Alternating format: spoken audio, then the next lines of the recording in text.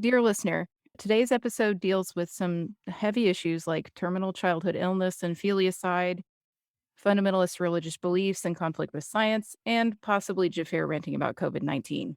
If any of these subjects will be difficult for you, please know that before you start today's episode. Thanks. No one knows what is written in the stream until the waters surround him. I am never wrong about these things. Who asked you to play God? Every damn patient who comes through that door, that's who. But life has to be more than just a pulse beat.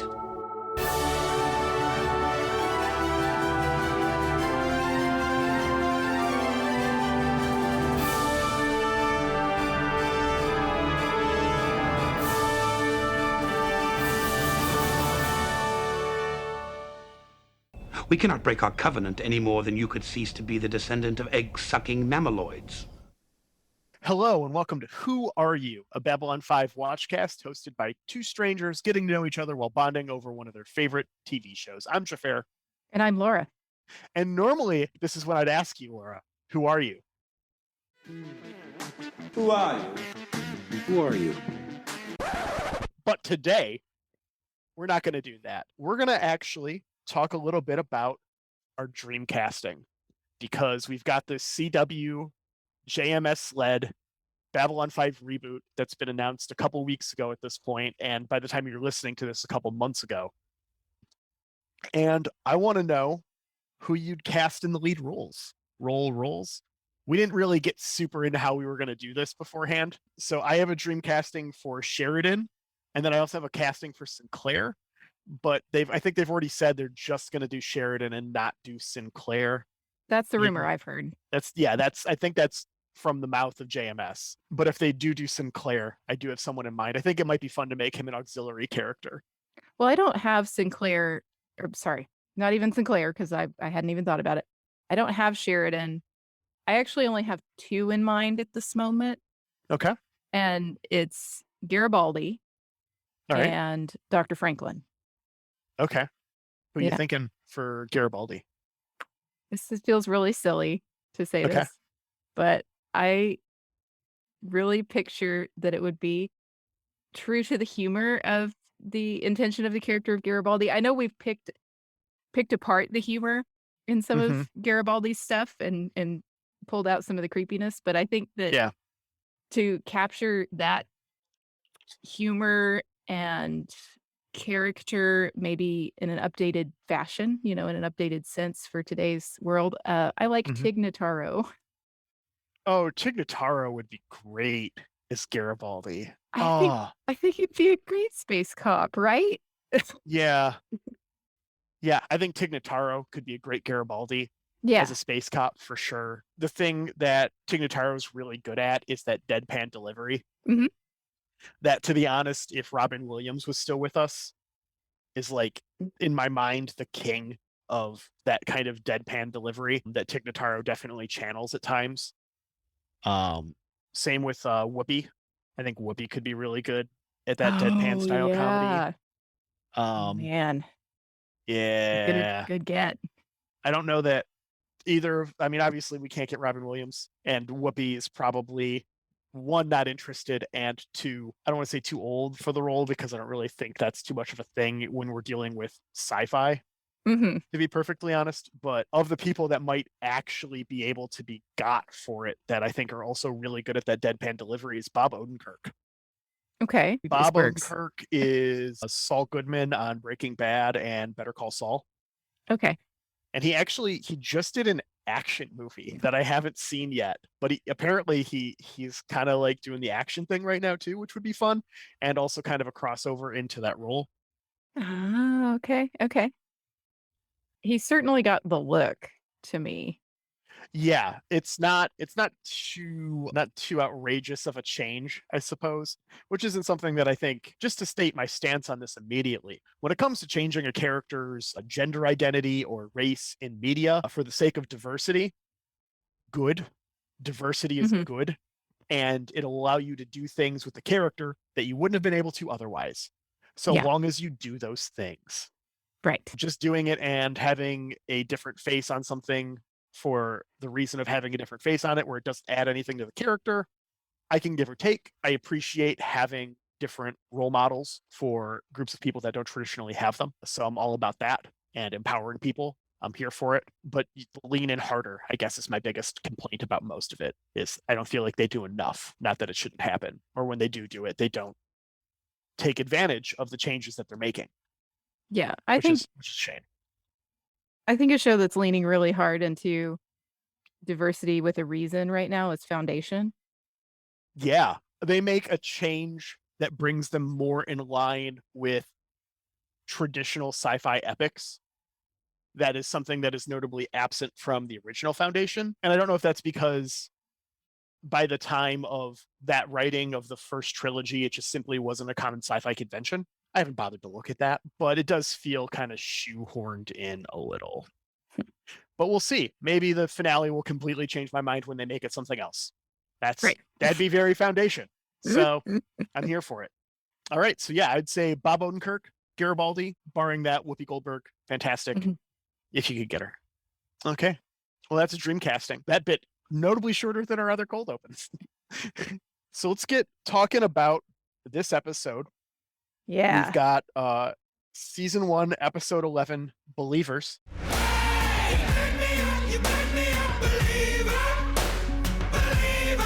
So we open on Medbay for the first time. We haven't opened on Medbay before, I don't think, or we might have once before. We get a nice blinky device. Yeah, we get a really nice overhead crane shot, which is a difficult shot to do and also tells us that there's not a ceiling. That's fun. Oh, yeah. High ceilings in Medbay. It's a very swanky establishment. And we have a child on a bio bed. And the first words out of their mouth, they're asking if they're going to die. Oh boy. Right. Way to set the tone, though. Yeah, it's good job because the B plot in this may as well not exist. Yeah. Which is a shame because we'll talk about it. His parents are all, well, kid, if it's God's will, it's God's will. Right. You know. Right. And Dr. Franken's like, you're going to be fine and you're going to grow up and make your parents proud. And then he's just like, the parents was like, no one can predict the future. Which is just showing like Dr. Franklin's complete inability to read a room. Right. And he just smiles and he just looks to Ken like, I'm never wrong. That's the episode. End credits. Yeah. This episode is Dr. Franklin can't read a room and keeps being wrong over and over again. Yeah, this room is Dr. Franklin thinking he could do no wrong and continually doing wrong somehow. Yeah. Parents pull him aside. Every doctor on this world says this kid is doomed. And Dr. Franklin is just like, oh, I could do this. You just need this life-saving surgery, right? We can do this. You've got these air bile duct thing. It's like this other, we're fine, right? And they're just like, what? Surgery? And just like, we're leaving. We don't even want to talk to you about it. Yeah. They freak out. They leave. Dr. Frank was like, no, guys, it's safe. The surgery is fine. It's a very low impact surgery. Surgery. I'm clearly not noticing that this is the word that's bothering you. So I'm going to say it 7 more times as you recoil in abject horror. Yeah. The lack of awareness and bedside manner from both Franklin and Hernandez is pretty wild in this episode. Yeah. And they're just like, look, you can cut open food animals because they don't have a soul, but we're the chosen of God and we may not be punctured. Theme song. Yeah. And then we get B story. We get a little bit of B story. I have questions about the functionality of this religion. Yeah. Like, okay, so the chosen of God may not be punctured. So I'm assuming they've had some kind of conflict on their planet at some point that had involved violence. Probably some kind of. Do you think they only used bludgeoning weapons? Like in their medieval times, if this was a held belief, do you think they only had like clubs? They never bothered with swords and arrows and stuff? You really do wonder how, if this is a religion of the entire planet, like how did we get there? How did we get to be so and I wonder this about a lot of the races shown in Babylon 5, like except for humans, they're all pretty homogenous. Yeah. right? The Centauri have their one religion. The Narns have their one religion. Well, the Narns have a bunch of religions. Well, kind of. Narn Well, I guess religion we they didn't get into a see. bit. They Yeah, get into a bit later in the show, and it might be stuff you don't remember seeing. we did not have it in the. We did not have it in the Parliament of Dreams episode, No, which was no, all we did about not. religions. But we had the Centauri religion. We have the Mhm. Minbari religion. These are the one thing that our planet does, and all of the aliens are pretty. They're cast pretty homogeneously in that, you don't see different skin tones of Minbari. You don't see different skin Mhm. tones of Centauri. Like they're I think Speaking of the portrayed. reboot, things I hope change. Yeah, I think they're portraying them this way for a reason Hmm. and is contrasting with the human race a little bit, but I don't know what the point is. Like Yeah. the point isn't well delivered, or maybe I'm just missing it because I haven't seen it in, 15 years. Yeah. Maybe I'll catch it later, but, this is also a one-note species is what we're implying, is that all of the species are the children of the egg, and there's no other there's no dissent about being Yeah. children of the egg. Everyone is children of the egg, and we don't do surgery, and we don't do this, and it's like, well, okay, if we don't do surgery, how did we get to be a spacefaring civilization in that it seems like surgery has Yeah. been a significant advancement for our human race, right? We Yeah. don't Life lose. expectancy, it's huge. Yeah. Right, we don't lose people at their prime of their discovery years or something because Mhm. we do things like this. So how do we become a spacefaring civilization without taking these kind of advances? It does grate with me a little bit. It's like, well, we're supposed to believe that you're in this space society, but you've also set yourself this really fundamentalist belief that doesn't jive with the progress I think you would need to make. You've got to remember that these are just simple farmers. These are people of the land. The common clay of the New West. You know. Morons. For sure. 100%. Yeah. Yeah. Honestly, the thing that I wonder most about is their food. Do they not have knives in their kitchens? Like, And yeah. I cut myself yesterday making tacos, chopping an onion, right? Yeah. My soul is gone. Is society shunning me now? Like, do they just only eat whole food? Like, Well, I mean, they they talk clearly about food cutting animals, so animals. clearly Yeah. they know how to prepare meat. So, yeah. Yeah, it's like, would you not have knives at like the dinner table? Would everything have to be cut proportionately by an expert who is knowingly taking not just, the food preparation care and like sanitation and stuff in their hands, but also effectively their immortal soul Mhm. into chopping an onion? Like, it messes with my mind. It's just like, what does their cuisine look like? I'm very curious. So anyways, we get our B plot. Yep, we get a B plot. There's some raiders.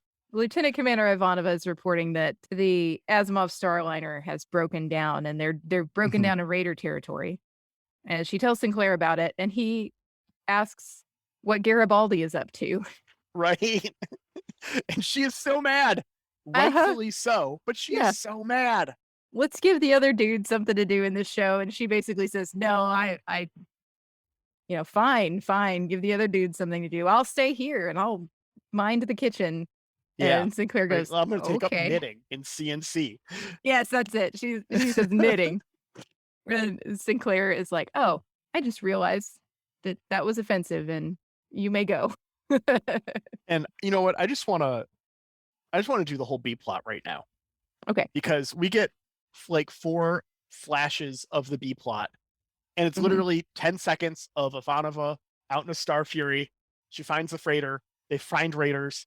They're like, oh, she goes off ahead to like catch the one from radioing. She blows up a dozen raiders off camera. Yeah.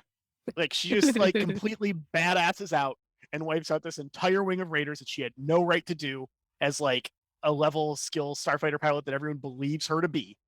And she's just that much better. She's fucking Luke Skywalker out here, just Uh-huh. whipping through shit, Wedge Antilles, just going crazy. And breaking rules too. Someone points out breaking that that's rules. against regulations. Yeah. And it's all off camera. We get maybe another, if we were to take all of her time in the episode, she gets maybe a minute and a half of airtime this whole episode. Mhm. And it just proves the fucking point. That's the thing that is the most frustrating thing about this to me, is Ivana is pissed for not being able to be a badass, and she gets to go be a badass, and we are frustrated because we don't get to see it. And it's all told and not shown. Yeah. Yeah. And it's just like, you've proved the point. JMS, you are Sinclair keeping her in CNC. We don't even get to see the fun stuff that she gets to go do and be a badass. It's, Mhm. I was so mad. She gets to get filled in on the A plot that involved all the men when she gets Right. back. Yeah. Garibaldi's like, well, let me tell you about us. Well, I mean, to be fair, there was someone's body to make a decision about without their consent. All the white dudes got together and handled it, as is our snap. tradition. Well, there was a non-white dude there, I guess. But still. It's true. All right. Back in med bay, Dr. Franklin and Hernandez are walking the parents through the procedure, completely missing the point. You're just going to let him die? What kind of god do you worship? Rude. Yeah, rude. And did you not research them a little in between, the opening Clearly. and this scene? Clearly he didn't at any point. Right. Otherwise the ending wouldn't be what it was. Right. But at the end, they did exactly what they should have done at the fucking beginning. Yeah, the research. Fucking. Anyways, Dr. Franklin's like, oh, I can do this another way, but it's harder and more expensive because, Yeah, of why do course, we- healthcare is still privatized. Mm. Right? Getting angry. And why do we throw the expense at the parents at this moment? Right? We're Wha- trying to use money to bully them into making making a decision that's against their beliefs. Okay, That's real classy. Super colonizer bullshit. Yeah. It's just like, let us lord our technology over you. Well, unless, I guess you could pay us more to follow your beliefs. It's such bullshit. The parents step aside to discuss, and Franklin and Maya get into it. Franklin is suggesting that they both know something that they both know won't work, but is hopeful it will make the parents more comfortable with their other options. You never insult a patient's beliefs. You work with them. You try to understand their concerns. You give them a reason to be on your side. And he says he supports the parents' rights to their beliefs, which Do you though? I don't know. Okay. clearly not the way this episode goes. Right. Dr. Hernandez is just like, these people are backwards. I did Just not outright. expect myself coming into this episode to side with the parents, to be honest. From what I remembered of this whole thing. Same. Especially like, I don't think we've talked about this. I'm an atheist. I had gathered. Yeah, I'm not bashful about it, but I also don't talk about it too much. Mhm. In you certain know. circles, that can be dangerous or uncomfortable. I I get it. mean, some of my best friends are very religious people. It's never been a thing. Although I do have a couple of fun stories about dealing with very religious people when they find out, but that's mostly about dating and meeting parents and stuff. Not really anything that pertains to what we're talking about now. Yeah, it's just I was not expecting a lot of my feelings on this episode, especially remembering it, having watched it not terribly long ago. Yeah. I would have watched this about a year ago. Right. In my previous watch through. And I definitely found myself siding with the parents a lot more than I thought I was going to, not just given the situation and my personal feelings on it, but also getting in that content warning, earning it this time. People using religious as an excuse to not get fucking vaccinated. Yeah. Which infuriates me. See, the difference there, if I can just strike one out, and Go maybe ahead. this Yeah, will please. like settle our feelings for this episode. But I think that the problem with religious objections to the COVID-19 vaccine is most of them are not actually founded in something like this. Like Exactly. the It's exactly why. the objection the parents have is they say that his soul will leave his body if you cut him open. We Mhm. don't have any sort of actual proof on that, right? Yeah. But a lot of the religious objections that we hear to COVID-19 are the COVID-19 vaccine are from people who have not previously been opposed to vaccines, and Yeah. they're using arguments like, you know, like, "Well, we don't know what it does, and we don't, you can't force me to take something that's not proven." And it's like, "Well, but those things aren't true. There's evidence against those things." Mhm. Whereas we don't have evidence for what's happening to this child with Dr. Franklin. Like, we know that people go under surgery all the time and they don't lose their souls, but we don't know about this alien. This alien is something different. Yeah. And Yeah. And I mean, to be perfectly honest, and this is actually, I had to skip ahead in my notes because I wrote a rant about it. Then we just brought it up earlier because it's the whole episode, anyways. Um, it's definitely that. This is a foundational part of their religion, clearly. Mhm. That the children of the It's egg. consistent. It is Yeah. something that has tested over time.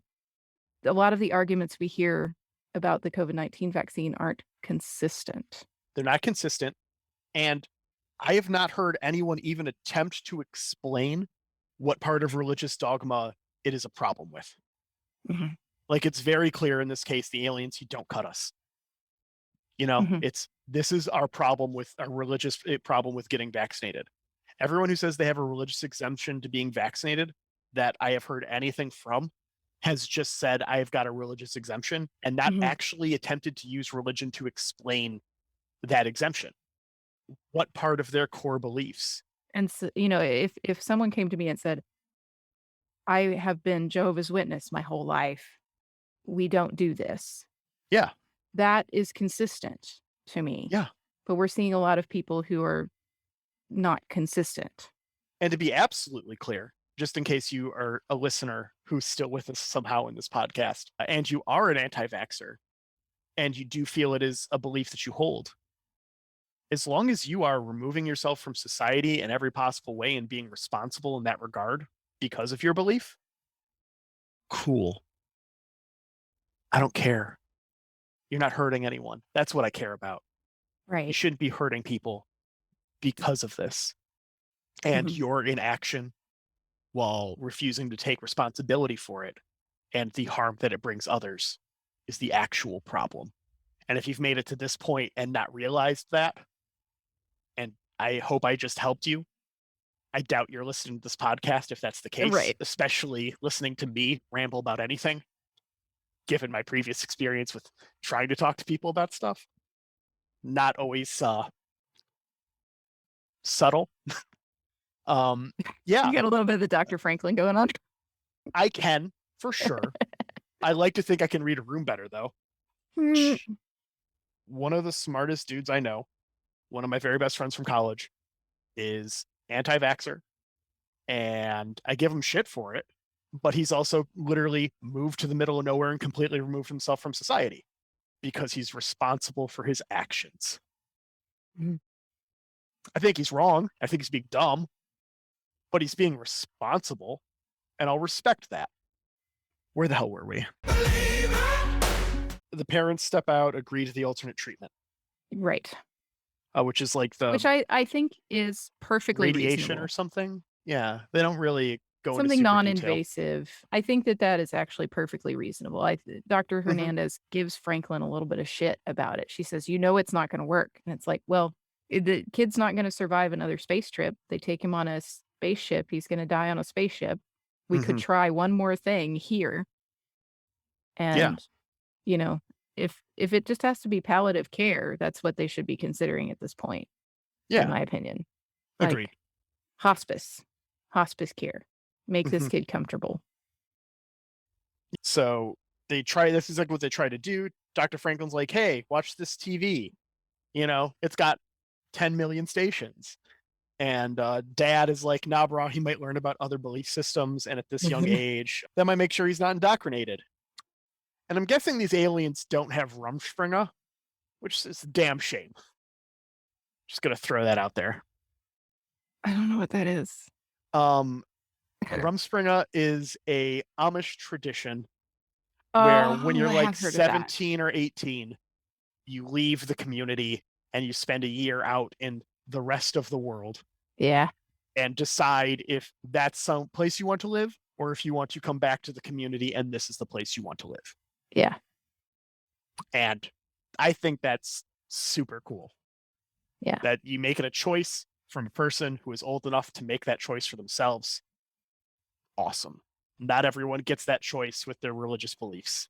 Right. I've also heard that's a big part of why the Amish community is shrinking. Yeah. Well, they only get the people that are in it, you know? Right. Well, Which, and good for them. here's the thing too. I think that my main beef with this episode is that Dr. Franklin at some point needed to accept that he needed to lose this battle to fight the war or to leave an opportunity to have another battle. He needed to lose this one. He needed to do no harm. Psychological harm is a harm. Spiritual And- harm is a harm. Yep. And he needed to let this child not suffer and not suffer the horror of his parents. And he needed to take care of this patient. And in trying to take care of the patient, he did not. Yep. Yep. He gives the little boy a piece of goo. He calls a glopid glopid egg. Well, this is a glopid egg. Now, the glopid is a very rare creature from the planet Placebo. I love a good placebo. That was a good joke. I know that people like to say, oh, it's just a placebo effect on stuff. Yeah. I love a placebo. If my brain can infrared's trick a me into jam. feeling better, like, great. Yeah. Pure Morning's like a really good song too. A friend in need's a friend indeed. A friend with weed is better. I did get that one. Sorry. There we are. That song is dark. Anyways, Maya gives Dr. Franklin shit for being inconsistent. And then Dr. Franklin plays his hand one way or another. I'm saving that boy's life, whatever the cost. It's at this point, I wish the episode was actually about Ivanova finding that Imagine Dragons song in space and blowing it up. But that's not the episode we get. We go to a staff meeting that could have been an email discussing allowing various imports into the station. Yeah, Dr. Franklin's expense report is getting grilled. Yeah, it's not like steak dinner. Who's paying for this? Well, medicine's still privatized, so me. Yep. Garibaldi asks Franklin how the kid is doing, and then Sinclair says they're in legal limbo, and that Franklin says, you could just order me to save him. And Sinclair goes, well, that would set a precedent. And Franklin reminds him that he's already done this with Caution the pilot. Yeah. I love how we bring up the pilot all the time. It's great. We have to keep bringing the show up the is being pilot. self-aware and Otherwise, you might not recognizing it. watch the pilot because it's terrible. So if you don't have a reason to from the show giving you one, they really just got to try. Otherwise, they wasted all that money. And they talk about it like the precedent set wasn't to avoid the genocide of all humanity. Right. You know, It doesn't a look little like different. This. Yeah. They're not going to come bring all their spaceships and point all their guns at Babylon 5 if you In don't fact, do they this. can't.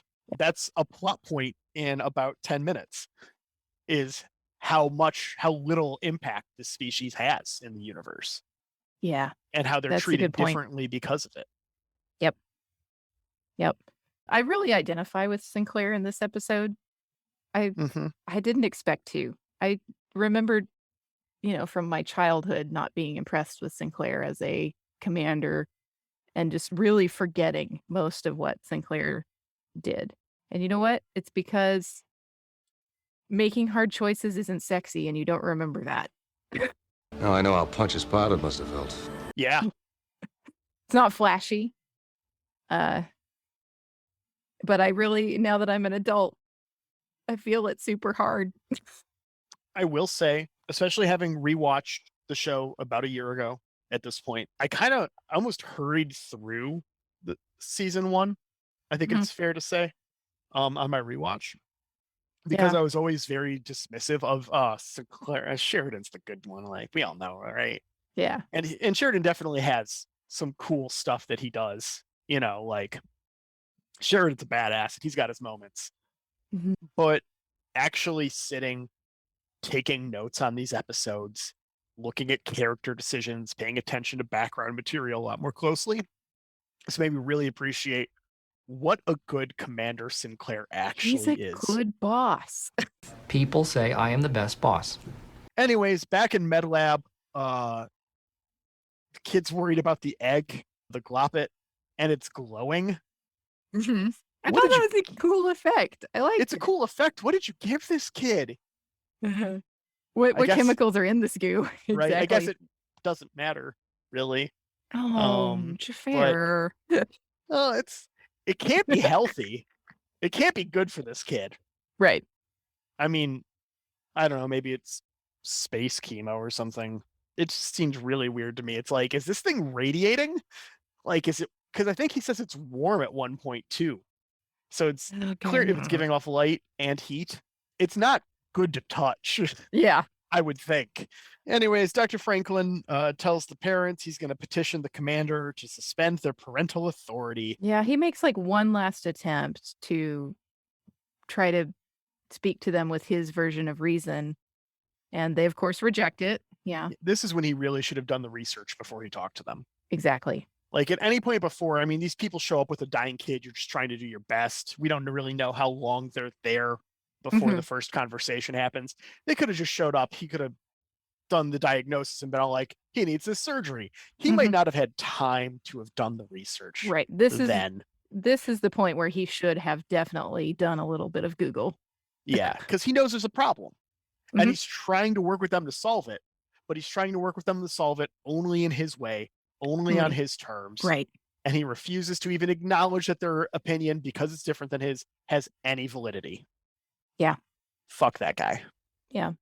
That's hey, if you're one of those people out there still trying to convince people to get the vaccine, maybe try to meet them on their terms and reason with them slowly. I mean, you're doing God's work, let me tell you. But the Franklin approach will not work. I No, can tell you that right now. I don't know if I'm the person to go out there and try to meet people on their terms, I'm not. but somebody's got to do it. And God bless you. Just don't do it like Franklin. Right. Like if you're going to force this action, you need to be aware of the consequences. And he is not. Right. So the parents meet with Sinclair because they've got to do something. They know he's being tossed the decision. Yep. And they explain the situation he's in along with them, explaining theirs. The parents are dismissive of humans in general. They say they have a gang mentality. You're just going to side with him because he's a human, yeah. which I'm sure impacted his decision at the end of the day. Yeah. But it means that there's a reputation out there. Yeah. And Pops tells Sinclair he's going to be forced to kill Franklin. Yeah, it's a little excessive, but I don't know if you need to throw death threats in your otherwise reasonable request. So the parents reach out to all the ambassadors. Yeah. They talk to Jakar, who's like, you're not sympathetic enough. Londo, if it's too expensive to do the paperwork for you. Kosh is just like, you're insignificant. Like, damn. The avalanche has already started. It is too late for the pebbles to vote. Well, yeah, I mean, we already know how Kosh feels about even quote unquote major races like the Narn and the Centauri. So it's true. Kosh is barking up the wrong tree. Yeah, which you figure, like, if anyone was going to be a little sympathetic, but Kosh has no sympathy. Right. That's not his way. Well, I really thought that if anyone was going to be sympathetic, it was going to be the Len and the Minbari. And then her explanation of why the Minbari would not get involved, I realized it made sense to me. She's saying, who am I to decide what is right here. And I empathized with that decision. Yeah. And she's clear about it too, because it is a conflict of beliefs. Mhm. Dr. Franklin's belief and theirs. Mhm. And she won't weigh in on that because all beliefs are valid. Yeah. At least she's consistent, I guess. Yep. And even EarthGov is just like, your problem to Sinclair, wants nothing to do with it. They won't take a side. Oh, yeah. No, they only Refuse wanna to come to even Sinclair with acknowledge. their problems. They Yeah. don't want Sinclair to come to them with his problems. Mm-hmm. So Garibaldi and Sinclair talk about it. And Sinclair says, I wish there was a way I could be sure. Garibaldi says, sure is for people with nothing on the line. Mhm. And it's just like, get on with it. Like, it doesn't, at this point, the decision you make doesn't matter, because whatever decision you make and living with that is going to be better than the indecision you're currently living in. Mhm. I felt that in my bones. That line hit me real hard from Yeah. a number of other things in my life, for sure. Yeah. And I get it. That indecision can be worse than the decision, regardless of the outcome. Yeah. It really can. So, And people will live in that space for years and Mhm. years and years because they're just afraid of that decision. Yeah. Their whole lives. Whole lives. Sure is for people with nothing on the line. Mhm. Sean, the kid, reveals he's known the egg is placebo the whole time and doesn't want Dr. Franklin to know. This is the best moment of the entire episode. This is the most Full adorable stop. thing. Yes. It's so good. I was just like, because it really hammers home the point that how much Dr. Franklin is underestimating and just looking down on Yes. all three of these people. Yes. He's like, well, these people believe their soul comes out of their body at surgery, so they'll believe this lump of industrial goo is an egg. Right. And the kid, not only does the kid know, Yeah. but he doesn't want Dr. Franklin to know because he believes Dr. Franklin thinks it's a real thing. Yeah. Yeah. It's adorable. Oh, just chef's kiss. Yeah. He tells Sinclair that he does want to live, but he doesn't want this operation because he Yeah. thinks that he will lose his soul. Yeah. And And that's the end of the conversation for me. Mhm. Right Me there. too. Like, you know, that's it. The because kid made a decision. The kid might be not old enough to make that decision, but the kid made the same decision in an independent forum without his parents around to pressure him, Mhm. that his parents are telling him is the right thing to do. he's accepted, and this is the time for hospice Mm-hmm. and to make him feel comfortable and let his parents, hold him and Yeah. use their faith. And, no matter what you think of that faith, like Yeah. you lose this battle and maybe later you can fight another one for these people. But this child right Yeah. now, he's accepted it. He's okay. You are not doing harm to let him go. Yeah. I mean, like I said before, I've got no possible way of understanding this situation. Mhm. I already said I got no faith. I got no kids. I got no stake in this game.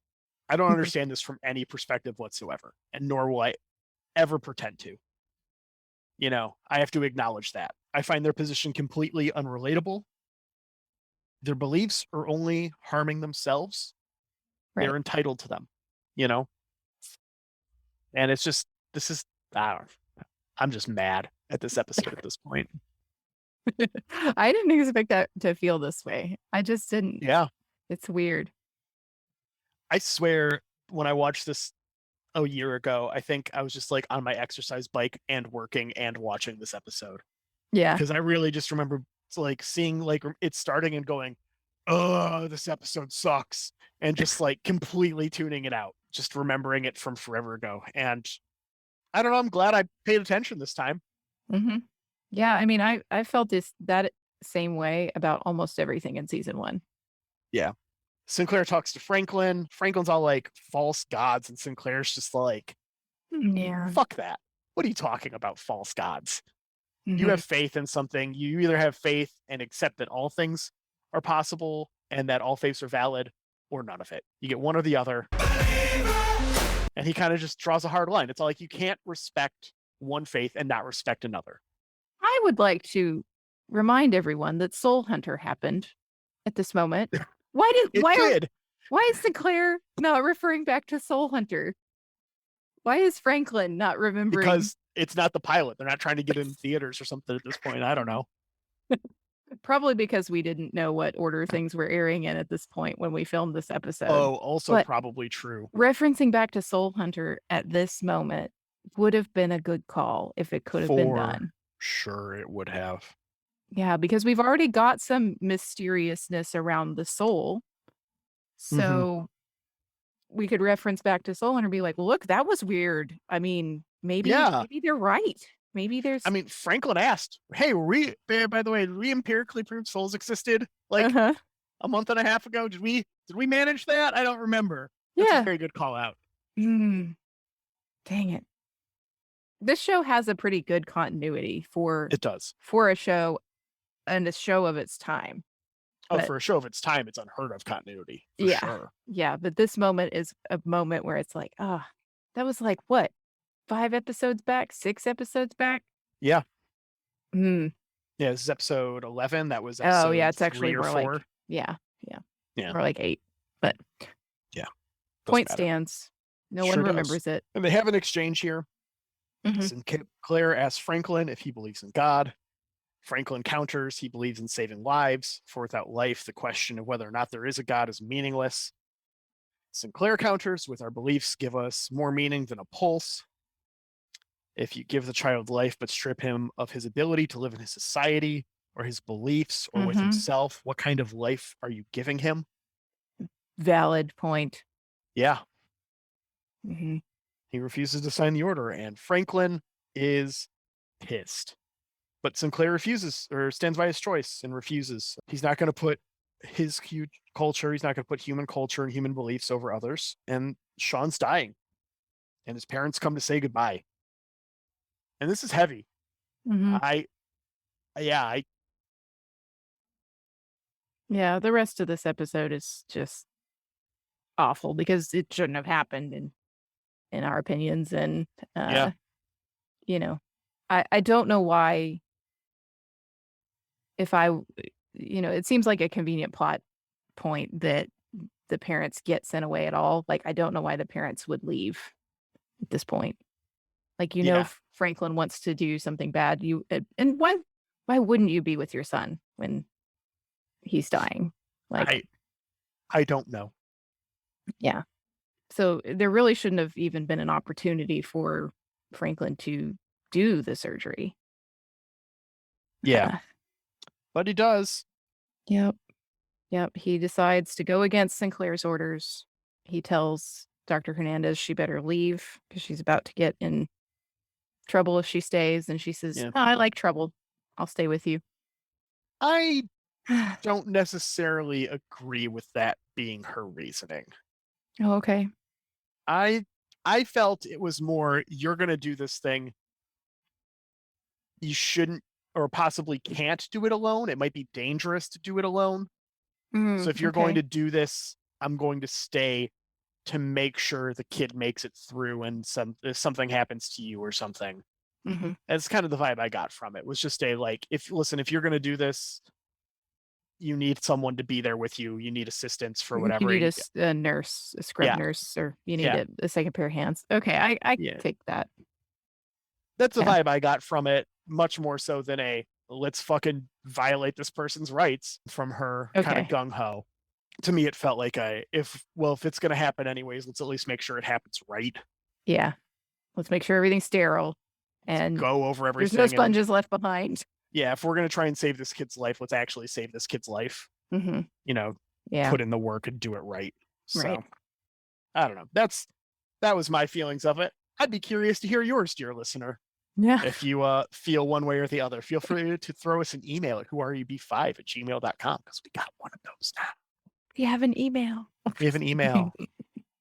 I added it to stuff today. So maybe Oh, look at people will you. email us before we start actually saying we have an email, assuming they interact with us at all on social media. I'd be delighted. I will gladly nerd out with you over some Babylon 5 shit over email, dear listener. And if you want to come at me for something I've said, I'm here for that too. Come at Xhafer. I don't really have time for that right now, so he can filter it. Anyways, ultimately the surgery goes well. Yeah, and we see Sean waking up. And he calls for his parents. And Franklin goes on insisting how right he fucking is. See, you still got your soul. I'm right. You're dumb. Look at how great I am. It's weird to me that the son, well, and we're short on time at this point, so Sean he doesn't have time to question it. But I imagine that in real life, a child would absolutely still question it. Yeah. Yeah. I mean, he might not know he had surgery. That's true. Like, true. I may assume the first part of that is putting him under. Yeah. He might have just thought he died and woke up. Who knows? Yeah. It's very He's strange. a dumb alien after all. Oh, yeah. It's fucking Franklin. Oh, God. Anyways, mom and dad show up and immediately know what happens. And dad pulls a fucking knife. I don't know if you caught that. I didn't catch a knife. I saw them like basically hands out hissing. Yeah.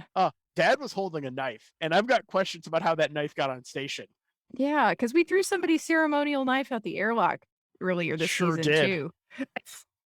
On Religion Day, unlike the day you're supposed to bring the stuff. Yeah. Yeah. Out the airlock. Somebody get Garibaldi in here. Right? Well, he's too busy not being in this episode. Yeah. Maybe see if Garibaldi, I don't know, maybe he's out there in a Star Fury helping Ivanova. We don't know. Right. I hope not. I hope she gets all those kills herself. I think she did it herself. I 100% hope I assume she did it herself. Yeah. They call their son a demon, unholy, an abomination, and the kid is just crying.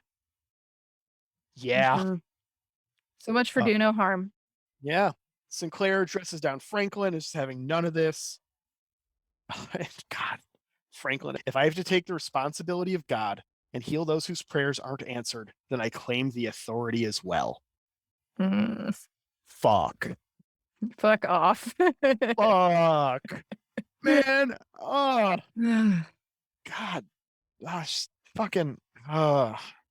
Look, I only took like 3 semesters of philosophy in my undergraduate because it was required at my religious school. Weird. But if I learned anything from 3 semesters of philosophy, it's that the second that you know you're right is when you're going to get in trouble. And you're in trouble, Franklin. Yep. It's begun. So they go down to med lab. The parents are there. They say they can't forgive him, but they understand. Yeah. They understand he did what he did because he thought it was what was best for the boy. Mm-hmm. But they can't forgive him, but they understand it at least. Yeah. And he takes this as almost an apology. Yeah. So naive. And so they've got the ceremonial journey robes for their son. And they're going to take custody of him. And Franklin's just like, I'm waiting for your apology. Or he goes to Sinclair. It's like, I'm waiting for my apology. And Sinclair goes, you better check the temperature in hell first. That's a good phrase. I can't wait to use that somewhere. I'm going to use that for sure. Probably at work this next week if that email chain keeps going. Jokes. Sean says goodbye on his way out. And Franklin finally bothers to do the research. Jeez. Fucking idiot. Well, and I even think it's actually Dr. Hernandez was doing the research, and she says, "Hey, come over here and look at this. Here's what I found on their people," which should have done that earlier. Right. And then he goes, "Oh, look, the traveling robe," and then he figures out what's going on and just runs, opens their room doors, and the parents are there crying over their son, who they have just ritually killed with a lot of candles. I just want to point out that room is a fire hazard. That room is the set of a Chris Isaac music video. Like, it is a lot of candles. Yeah. Yeah. Afterwards, Sinclair and Franklin talk. No resignations this time. I want to see you be miserable. Yeah. And sometimes you do the right thing and nothing changes, and it can drive you crazy. Just live with it. Live with your fuck up. Mm-hmm. And Franklin admits to his pride. Yeah. And they talk about what makes them human. And then Sinclair says what makes us human is we care no matter what. And Franklin says what makes us human is that we have so many different ways to hurt. Mm. Way to make it all about you, bro. Parents just had to kill their son, and it's all about you. Yeah. Fuck and how you off. feel. Right. And you definitely didn't hurt them at all. Yeah, you're big sads right now after fucking everything you did. Yeah. And then Ivanova comes back and she gets to get filled in. Yep. Da-da-da-da-da-da. We get a scene with Franklin petting the egg, and it's still glowing, which he really shouldn't be doing, I'm sure. Yeah. And that's the episode. We made it. We did it. We did the episode. It wasn't as bad as I thought. That's actually my problem. This episode was much better than I thought. It's just, if the goal of art is to make you feel emotion, this was very effective art. Because I have been upset about this episode for the week since I watched it. Yeah. Yeah. I actually came out of this one like ready to make some points. Some of the times I'm sitting down here and I'm just, excited about the episode and I'm excited to make jokes and having a good time with it. But this time I was like, no, I need to say something. Yeah. Need to get this off my chest. Yeah. Yeah. Well, we got season 1, episode 12 next. Survivors. Garibaldi is falsely accused of sabotaging a new construction site aboard Babylon 5. Interesting. I think this is the one where they unionize, but I'm not sure. So I'm either going to be really jazzed for next one or not at all. From that description, I don't remember it at all. Yeah. I really don't. And the HBO Max thumbnails are no help at this point. No. But are we going to do that, or are we going to did you want to do a different thing? Because we're halfway through the first season. I did promise you that we could do a lighthearted bonus episode if this one took a lot out of you. I feel like it took a fair amount out of me. Yeah, so instead of watching Survivors, we had talked about doing a bonus episode, something that has one of the actors or actresses from the show that is not Babylon 5. And we did really want to make a tribute to Michael O'Hare since he's not in the rest of Babylon 5. So this is our opportunity to do that. And he is in the 1984 science fiction horror film Chud, which is, of course, an acronym standing for Cannibalistic Humanoid Underground Dwellers. Everyone knows that. Yeah, obviously. I'm sorry, I'm mansplaining the title of Chud to you.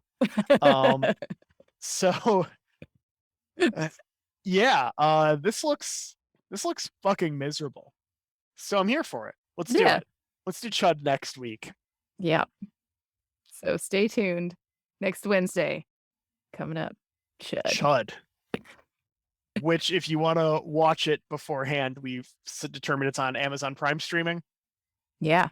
So hopefully you on have Prime that. Video. Prime Video. Good luck, internet, in finding Chud. And good luck watching it as well, I'm assuming. Oh, you can prime it for $7.99 on DVD. There's a Blu-ray release? No. Yes, and it's $28? I know what I'm getting Xhafer for Christmas. Please don't. Please don't. We'll see. We'll see. Well, thank you to Jeremy Siegel for our theme music. Thank you to Angry Duck Time Machine for our portraits and our podcast cover art. And thank you so much. we will see everybody next time. We'll see you for Chud. Take care, Internet. Bye. Bye.